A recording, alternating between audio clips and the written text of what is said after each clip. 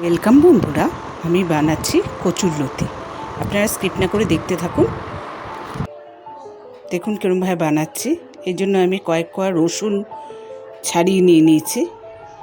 এটা রসুন দিয়ে করবো, বেশি পরিমাণে রসুন দিলে ভালো লাগে। আর এখানে কচুরলতি 250 গ্রাম নিয়ে ওটা সেদ্ধ করে নিয়েছি। নিয়ে তেল, সর্ষের তেল গরম করে ওর মধ্যে রসুন যে কুচি করে রেখেছিলাম এটা দিয়ে দিয়েছি। দিয়ে ওটা লাল লাল করে ভাজছি। ভেজে সেদ্ধ করা যে লতিটা ভালো করে ধুয়ে ছাড়িয়ে তারপরে সেদ্ধ করে আমি ঝাঁঝরিতে জল ঝরিয়ে নিয়েছি।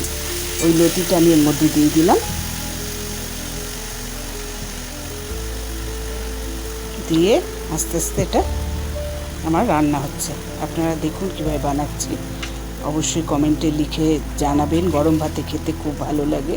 আপনারা তৈরি করে খেয়ে আমাকে জানাবেন। 3টে কাঁচা লঙ্কা চিড়ে এর মধ্যে দিয়ে দিলাম। আর সাবস্ক্রাইব করবেন। সাবস্ক্রাইব করে বেল আইকনে ক্লিক করবেন, তাহলে নতুন নতুন রান্নার ভ্যারাইটিস নোটিফিকেশন আপনাদের কাছে পৌঁছে যাবে। এরপরে স্বাদ মতো নুন দিলাম, হলুদ দিলাম আর কাশ্মীরি লঙ্কা গুঁড়ো দিলাম। দিয়ে আমি এটা ভালো করে মিশিয়ে নাড়ছি।